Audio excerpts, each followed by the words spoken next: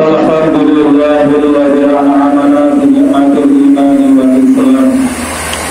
Asyhadu an la ilaha illallah wahdahu la syarika lahu dzul jalali wal ikram. Wa asyhadu anna Muhammadan 'abduhu wa rasuluhu khairul anam. Allahumma shalli wa sallim ala Muhammadin sallallahu alaihi wasallam wa ala alihi wa ashabihi wa man tabi'ahum bi ihsan. Amma ba'd, ya ibadallah, ittaqullaha haqqa tuqatih wa la tamutunna illa wa antum muslimun. Sallallahu ta'ala a'udzu billahi minasyaitonir rajim. Kullu nafsin dha'iqatul maut thumma ilayna turja'un. Wa qala aidan wa likulli ummatin ajal fa idza ja'a ajaluhum la yastakhiruna sa'atan wa la yastaqdimun. Wa fi riwayati fa innahum lam ya'ti 'ala al-qabri yawmun illa takallama fihi fa yaqulu ana baitul ghurbah wa ana baitul wahdah wa ana baitul turab wa ana baitul jud. Setiap yang hidup pasti akan mati, dan tempat kematian adalah alam kubur atau alam barzakh. Sesuai dengan janji Allah Subhanahu wa taala, segala yang hidup di muka bumi pasti akan mengalami kematian. Allah berfirman di surat Al-Ankabut ayat 57. A'udzubillahi minasyaitonir rajim.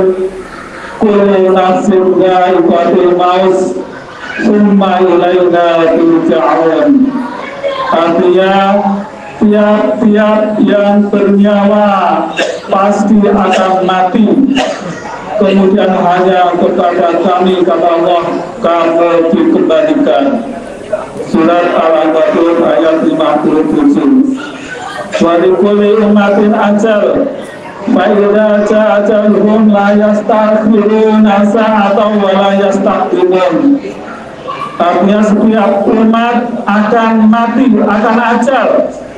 Jika ajal telah tiba, tidak dapat ditunda lagi atau dipercepat walaupun hanya 1 detik. Surat Al-A'raf ayat 34. Berdasarkan ayat ini jelas bahwa setiap yang bernyawa akan mati. Kematian tepatnya adalah kuburan bagi manusia. Kuburan memanggil kita. Kuburan memanggil manusia 5 kali dalam sehari. Di dalam hadis yang senada dengan riwayat Tirmidzi dikatakan bahwa kuburan memanggil kepada manusia 5 kali dalam seharinya, memanggil dan memberitahu manusia untuk mempersiapkan diri sebelum datang kematian.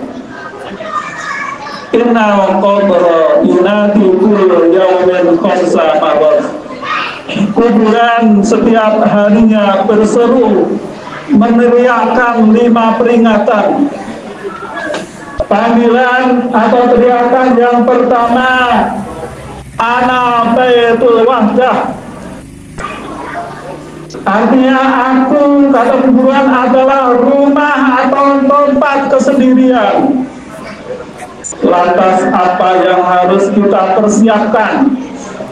Ternyata jawabannya faj'al laka mu'nisan qira'atul Qur'an.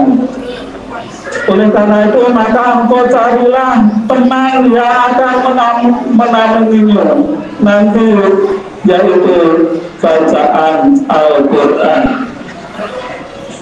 Berdasarkan keterangan ini kita dapat memahami bahwa bacaan Al-Quran yang kita baca dan kita amalkan isinya selama ini nantinya akan menjadi teman kita di alam kubur. Oleh karena itu marilah kita tingkatkan semangat kita lebih tinggi lagi untuk membaca dan mengamalkan isi Al-Quranul Karim dalam kehidupan sehari-hari. Panggilan yang kedua atau teriakan yang kedua, wa ana baitul bulam. Aku adalah rumah yang gelap. Aku adalah tempat yang gelap. Apa yang harus kita persiapkan?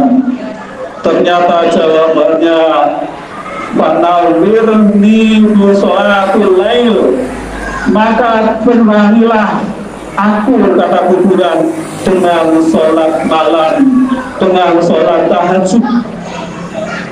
Maka balah cahaya agar kita tidak mengalami gelap gulita di dalam kubur, yaitu mendirikan sholat malam, sholat tahajud. Sholat malam jangan sampai kebiaran, agar Allah memberikan cahaya di alam kubur.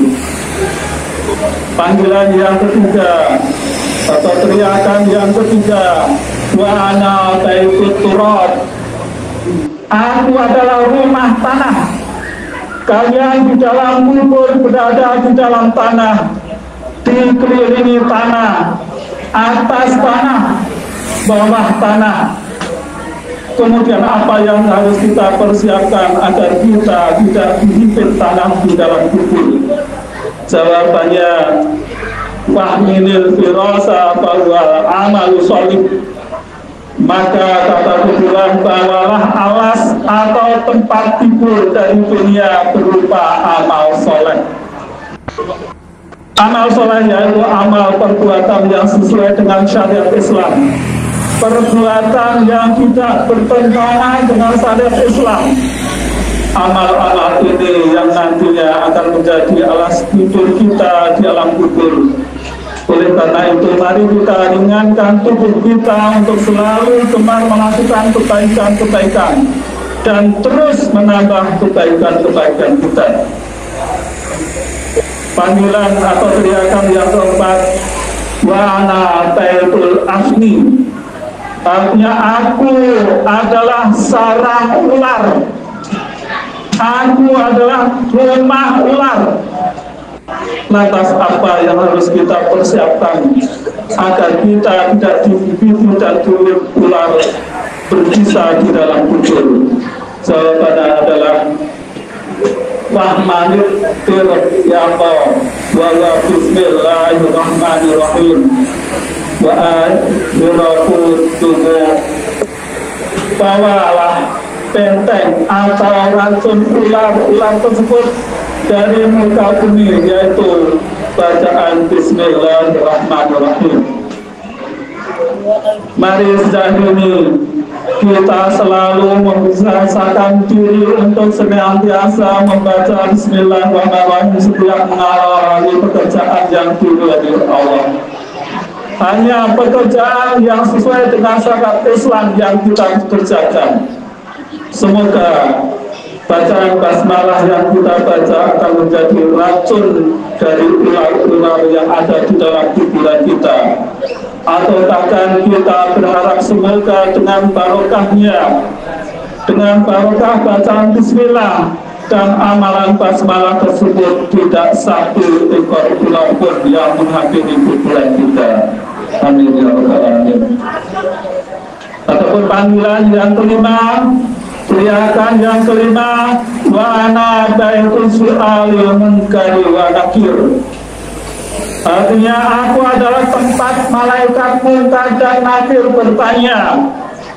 Lalu apa yang harus kita persiapkan untuk menjawab pertanyaan malaikat munkar dan nakir? Jawabannya adalah fa'aksir ala dhuhri qawla la ilaha illallah Muhammadur Rasulullah diam tanalaga antajiba. Maka perbanyaklah membaca la ilaha illallah Muhammadur Rasulullah agar engkau bisa menjawab pertanyaan malaikat munkar dan malaikat nakir tersebut. Agar kita bisa menjawab pertanyaan malaikat munkar dan nakir, selain kita memperbanyak membaca la ilaha illallah Muhammadur Rasulullah, juga wajib mengamalkan kalimat tauhid tersebut dalam kehidupan sehari-hari, yaitu dengan cara bertauhid dalam beriman ibadah hanya kepada Allah kita beribadah. Falyamal amalan sholihan wala yusyrik bi ibadati rabbi ahada. Maka hendaklah ia mengerjakan amal yang soleh dan janganlah ia mempersekutukan seorang pun dalam beribadat kepada Tuhannya. Surat Al-Kahfi ayat 110. Hanya berhukum dengan aturan Allah dan hanya memakai sistem Islam dalam berbangsa dan bernegara dengan cara berjuang menegakkan mulki Allah, menegakkan kerajaan Allah di muka bumi. Wala yusyrik fi hukmihi ahada, dan dia Allah tidak mengambil seorang pun menjadi sekutunya dalam menetapkan hukum. Surat Al-Kahfi ayat 26. Di dalam tafsir Zahra Muhammad Abu Zahra Muhammad bin Ahmad bin Mustafa bin Ahmad menafsirkan surat Al-Kahfi ayat 26 sebagai berikut. Ay la yusyrik subhanahu ahadan fi sultani wa malaki wa hukmi.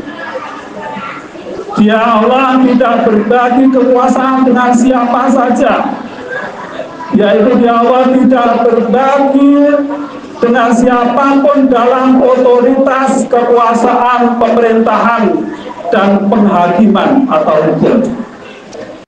Dengan mengamalkan kalimat La ilaha illallah Muhammadur Rasulullah, kita tidak mempersuruhkan Allah dalam ibadah, tidak mempersuruhkan Allah dalam hal berhukum, dan tidak mempersuruhkan Allah dalam hal kekuasaan atau pemerintahan.